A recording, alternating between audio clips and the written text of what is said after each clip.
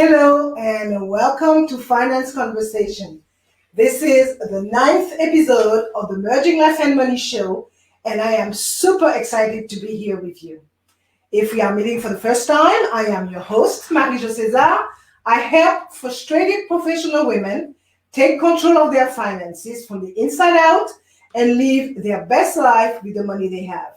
Thank you for joining in today.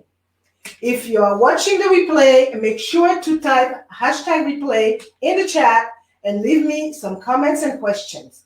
Welcome, and welcome. I come live every Thursday at 5 p.m.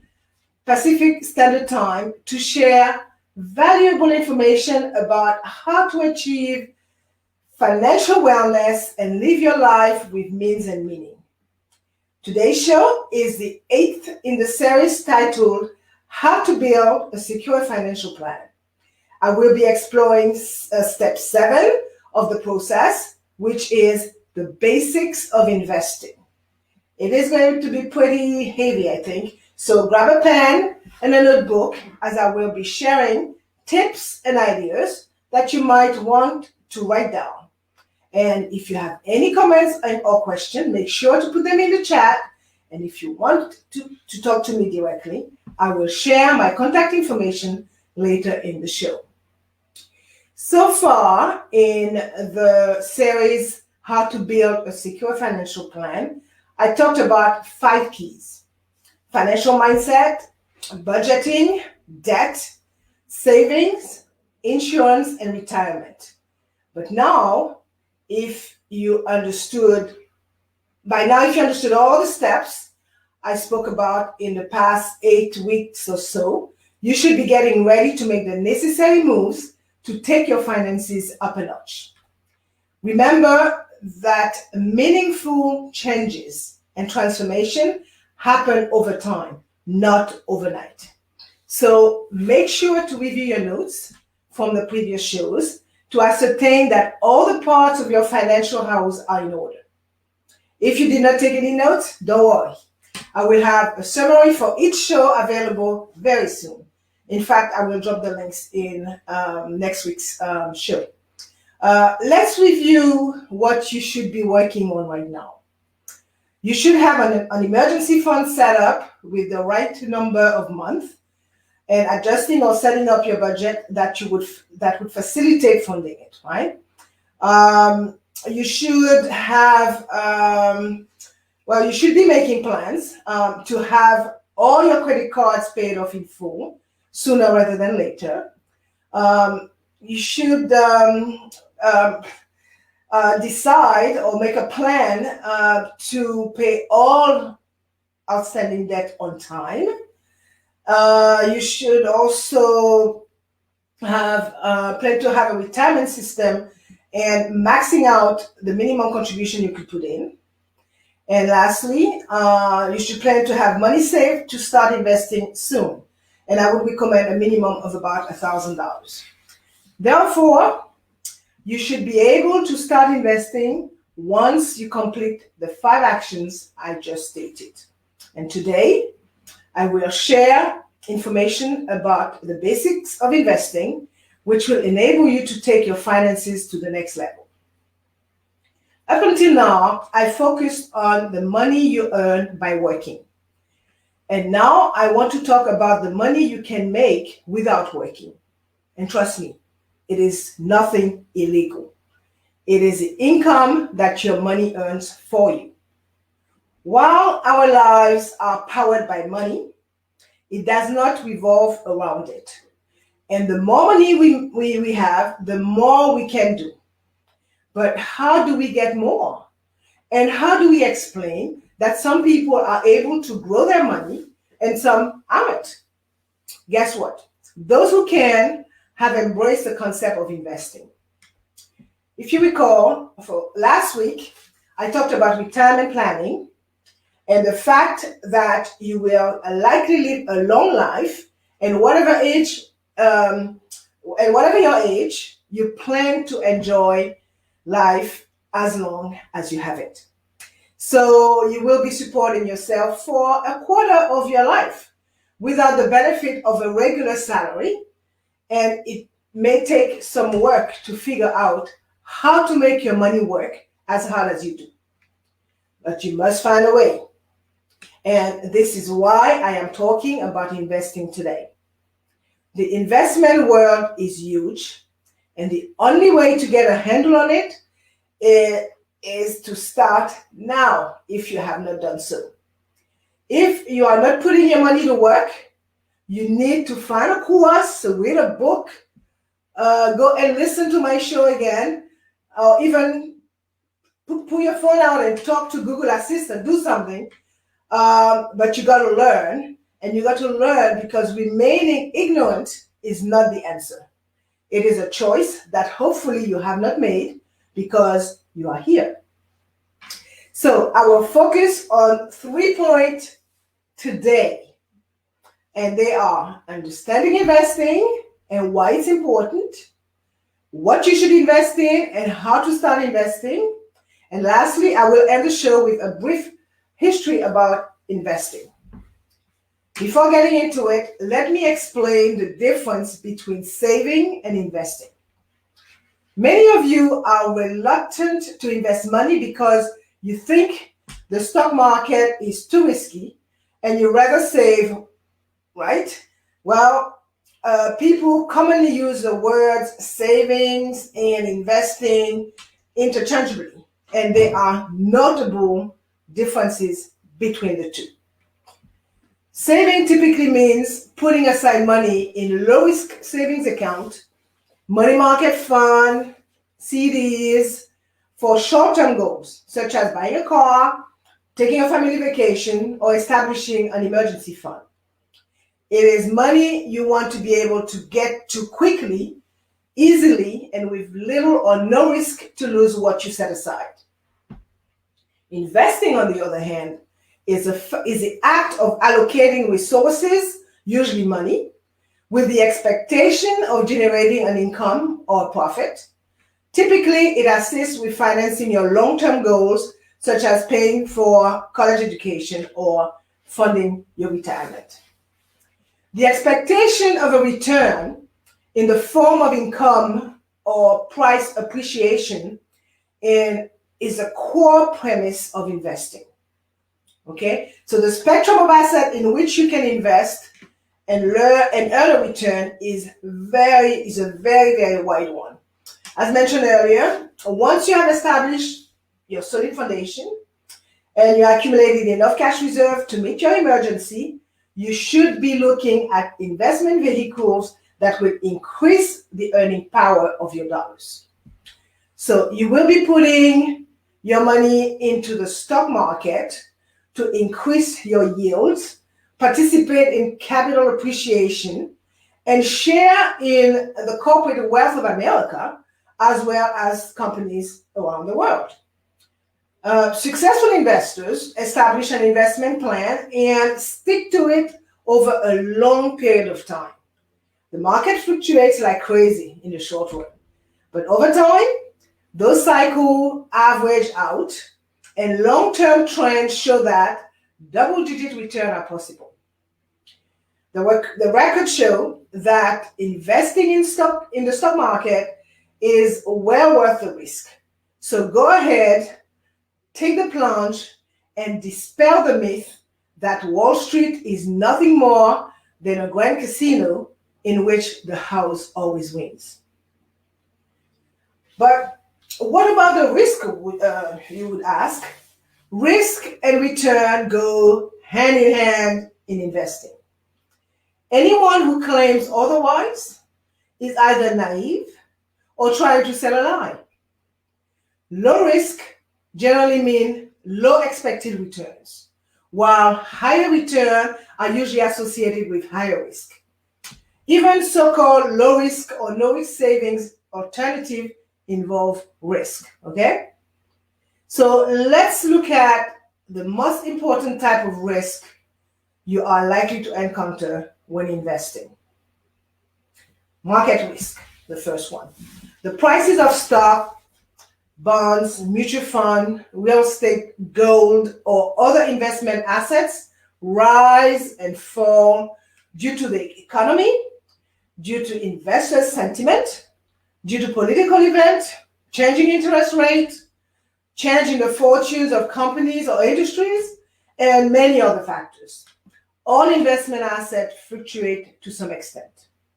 This is the type of risk people associate the most when investing. Well, I should say they associate to the most with investing. The other one is inflation risk. Inflation, sorry, basically means that a dollar tomorrow is worth less than a dollar today. So inflation is a silent thief that over time can rob you blind. Okay, it can rob your savings of significant buying power. In addition to understanding the different type of risk, it is important to understand that the willingness and the ability to withstand short-term prices fluctuation generate greater long-term reward. So stocks fluctuate more than CDs, for example. And so with stock, you can lose part or even all of your investment in a short period of time. Yet, over the long term, stocks on average have consistently and substantially outperformed cash and the thief of cash, inflation. So, how to control risks? If accepting greater risk is one of the necessities of investing, then one of the keys to investing is controlling risk. Okay, so I put together there are basically 5 strategies that must be understood. Okay, and I'm going to name them: diversification, asset allocation, dollar cost averaging, time and its best payout, compounding interest, and rebalancing. So I'm going to take a look at each of them. Diversifying your investment means never putting all your eggs into one basket. A well-balanced investment portfolio involves spreading investment funds among different types of assets. Asset allocation is an investment strategy that aims to balance risk and reward by apportioning a portfolio's asset according to your goals, to your risk tolerance, and your investment time horizon. It is a most important decision that we make, that you will make the most. Okay, and I'm repeating. This is the most important decision that you will make with respect to your investment, as it accounts for 90% of your returns. Another one is dollar cost averaging. Through this investment strategy, you can protect yourself from the risk of investing all of your money at the wrong time by following a consistent pattern of adding money to your investment over a period of time. By making regular investment with the same amount of money each time, you will buy more of an investment when its price is low and less of the investment when its price is high. Let me take a bit of water here. Another one of those investment strategies to combat risk is time. Time happens to be compound interest best buddy. It plays a significant role when it comes to investing. It can give you more control over your investment. It can increase your tolerance for risk and your ability to recover from any losses, and it can maximize your returns. So start early, invest wisely, and give yourself the time you need to reach your goals, and you will discover the positive impact that a little bit of planning today will have on your lifestyle in the future. Last but not least is rebalancing. Rebalancing is bringing your portfolio back to your original asset allocation mix. By rebalancing, You will ensure that your portfolio does not overemphasize one or more asset categories, and you will return your portfolio to a comfortable level of risk. Now that we dealt with risk and the strategies that exist to combat risk, let's take a look at the type of investments. There are many types of investment, but the most common one are three: stocks, bonds, and cash equivalent. So let's look at stock. A stock is an investment in a specific company. So when you purchase a stock, you are buying a share, a small piece of that company's earning and assets. For companies issuing stock, for companies, I should say, issuing stocks is a way to raise money to grow and invest in their business. For you, the investors, stocks are a way to grow your money and outpace inflation over time. So stock investors make money when the value of the stock they own goes up and they are able to sell that stock for a profit. So some stocks also pay dividends, which are regular distributions of a company's earning to the investors. Now, bonds, and I'm trying to simplify those as much as possible. And please put some question in the chat if you have any. As I said, those kind of talks are never sexy talks, but they are very important, and that's a good source of knowledge for you if you want to enter in the proverbial investment club. A bond. Let's look at bonds. A bond is an IOU. When you invest in a bond, you are lending money to a company or the government that promises, not necessarily guarantees, that it will pay back your principal with interest. Bonds include treasury bonds, municipal bonds, and corporate bonds. Bonds are what you call fixed income investments because investors expect regular income payments. Interest is generally paid to investor in regular installment, typically once or twice a year, or a lot of companies do pay the interest on a quarterly basis as well. And the total principal is paid off when the bond matures. Okay, so at the bond's maturity date. The other type of investment is cash equivalent. Cash equivalent investment protect your original investment and let you have access to your money. Some examples are savings accounts, money market accounts, and CDs, certificate of deposit. These different type of investment generally deliver a more stable rate of return, but cash equivalent investment are not designed for long-term investment goals, such as retirement. After tax are paid, the rate of return is often so low that it doesn't keep pace with inflation. So if you want a place to park some money that you're going to be using properly, you could use one of those instruments. Other type of investment include real estate, your home, or any commercial property that you may have, precious metals such as gold and silver, and energy. And by energy, I mean oil and gas. Now, let's look at investment products. They are not investment type, they are investment products. They are made with those investment type. The first one that I'm looking at is funds.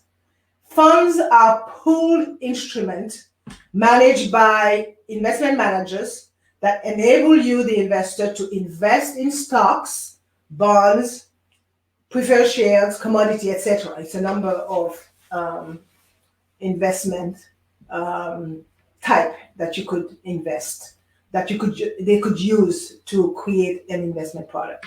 The two most common type of funds are mutual funds and exchange traded fund or ETFs. Mutual funds do not trade on an exchange and are valued at the end of the trading day. ETFs trade on the stock exchange, and like stock, they are valued constantly throughout the day. So mutual fund and ETFs can either passively track indices such as the SP 500 or the Dow Jones, or can be actively managed by fund managers. So when investing in fund, be aware of the fees they charge. Mutual fund and exchange traded funds are valuable tools for long-term investment. They are managed by a professional whose main focus is building the value of the fund, helping you to diversify your portfolio, and enabling you to buy into companies and securities that you may not have been able to on your own. So as beneficial as it is to invest in this kind of funds, they also cost money. Though both mutual fund and ETFs are considered low-cost investment products, you will find a number of fees associated with managing a fund on your behalf. The main fee you should know before signing any paperwork is the expense ratio. It is a measure of mutual fund operating costs relative to assets. So you must pay attention to it to better determine if a fund is an appropriate investment for you after fees are considered. Another type of investment product is what they call investment trust. Trusts are another type of pooled investment with real estate investment trust, or they call them REITs. They are the most popular in that category. Okay, REITs invest in commercial or residential properties and pay a regular distribution to their investors from the rental income received from the properties that they invested in. REITs trade on the stock exchange and then offer the investors the advantage of instant liquidity. If you own a house, you cannot just pull out a window or cut a piece of the roof and go turn it in for cash. So if you like to invest into real estate without having to deal with the structure itself, a REITs would be a good alternative. But do your homework. Check it out. Another one is alternative investment. This is a catch-all category that includes hedge funds and private equity. And I know I'm getting into some pretty deep concept of investing, but you must know that because it's part of the language now. So hedge funds are so-called because they can hedge their investment bets by going long and short on stocks or other investment. Don't worry if this does not mean too much to you. It is an advanced strategy used by experienced traders and experienced investors. But you got to know about that because I'm sure you hear a lot about hedge funds. Private equity enable companies to raise capital without going public. So hedge funds and private equity were typically only available to affluent investors before. They had to make a certain income and a certain net worth in order to be able to be invited at the table. So, however, in recent years, alternative investment have been introduced in fund formats that are accessible to retail investors.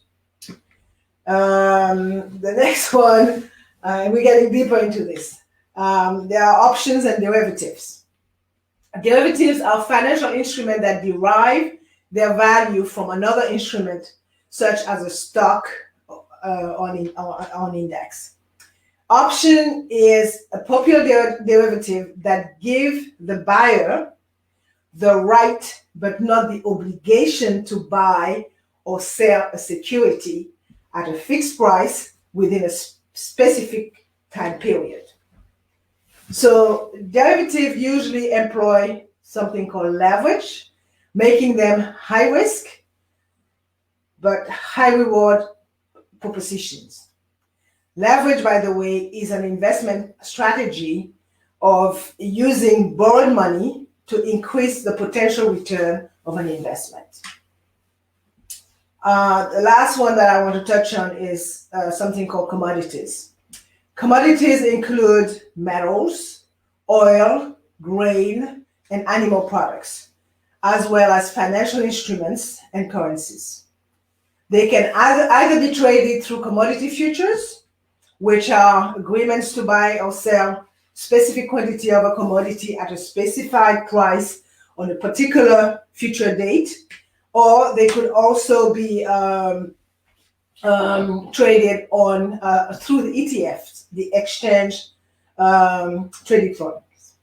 Now, that was that for investment product. And again, not to be confused with investment types. Now that you heard about the most common types and investment product, I want to mention the most common investment styles. It's not too many of them. You have the active versus passive investing. The goal of active investing is to beat the index by actively managing the investment portfolio. And passive investing, on the other hand, advocate a passive approach such as buying an index fund in tacit recognition of the fact that it is difficult to beat the market consistently. While there are pros and cons to both approaches, in reality, few fund managers beat their benchmark consistently enough to justify the higher cost of active management. But some people like active management, and I'm one of them. Another investment approach is or style is growth versus value. Growth investors seek companies that offer strong earnings, while value investors seek stock that appear to be undervalued in the marketplace. Because the two styles complement each other, they can help add diversification to your portfolio when used together.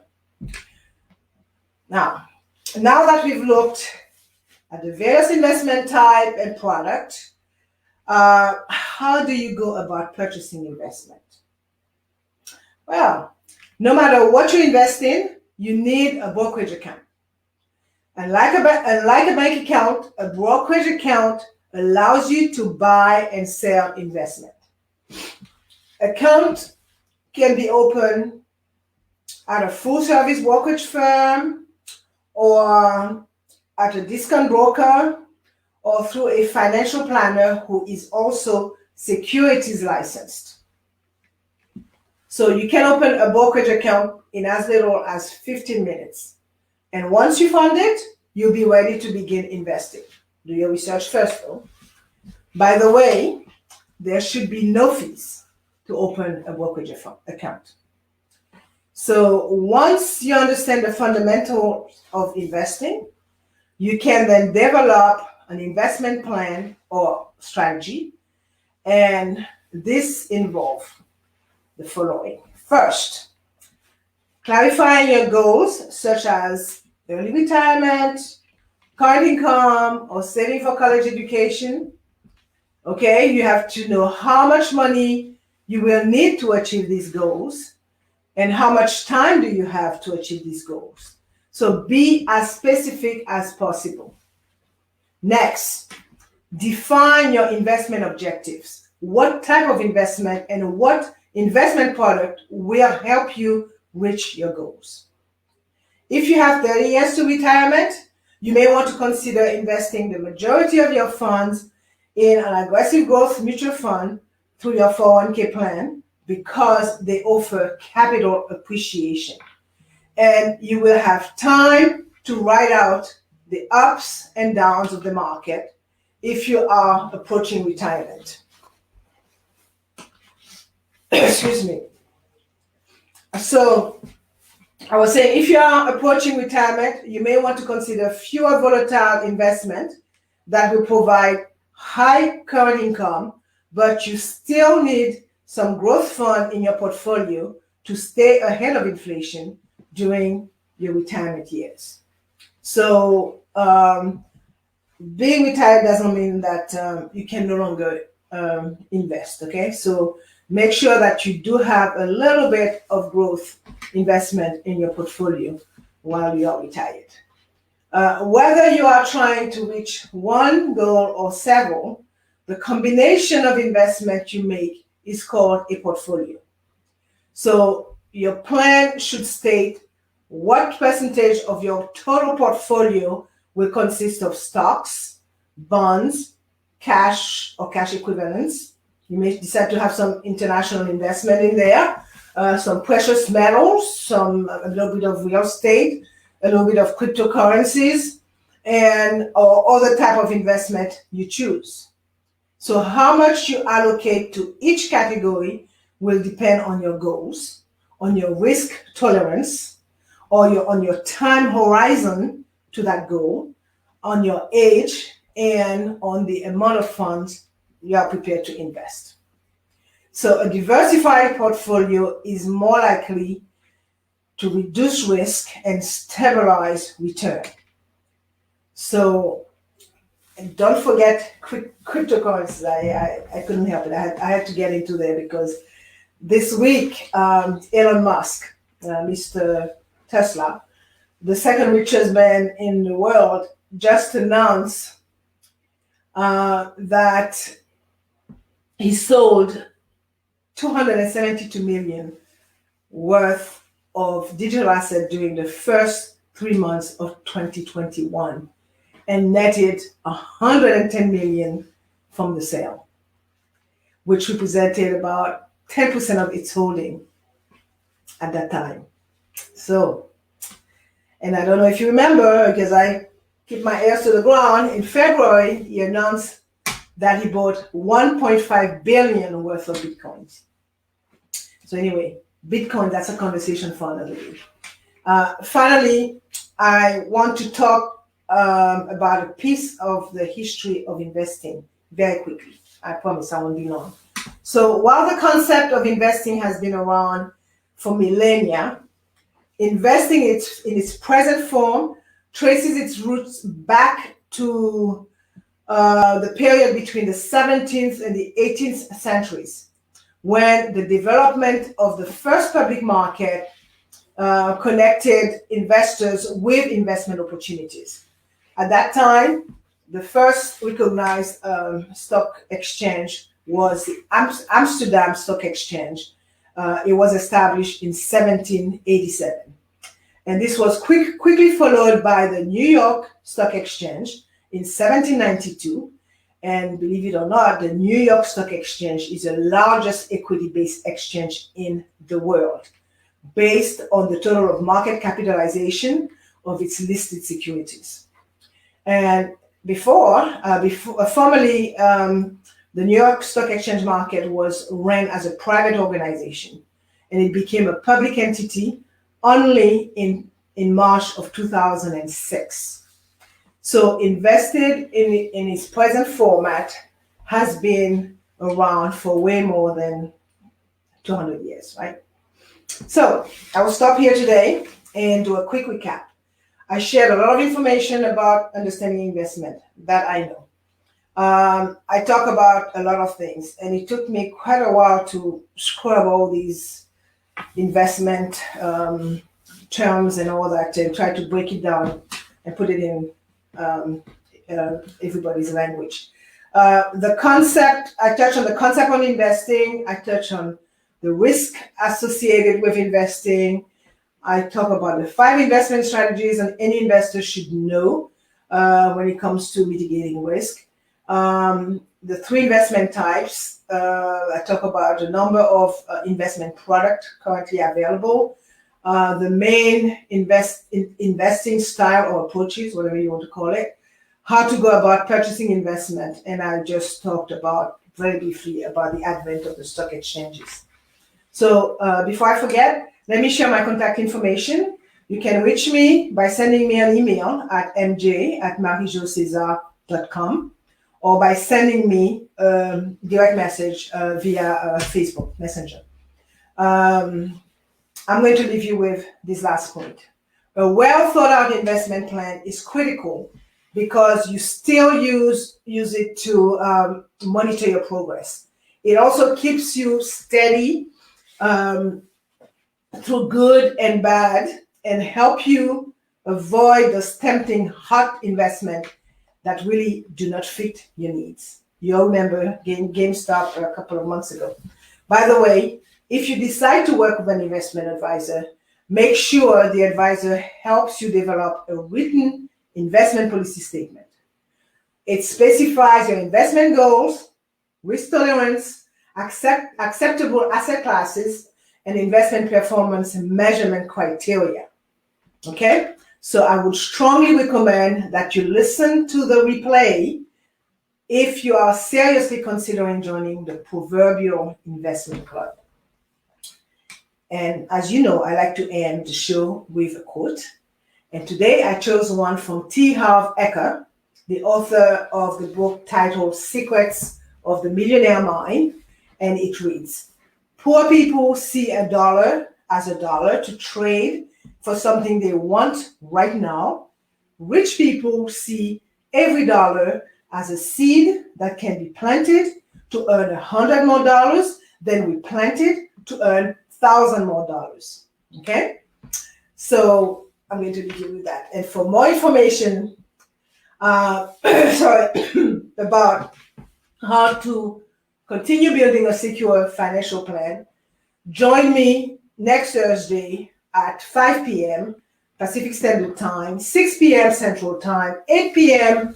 Eastern Standard Time, 9 p.m. Atlantic Time. I can't even say it. That's for my peeps in Bermuda.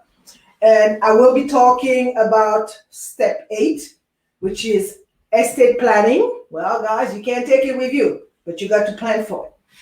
Okay? So thank you for being here today on the Merging Life and Money Show. I am your host, Marie-Jo Cesar. I will be back again next week. Until then, continue merging life and money. Bye for now.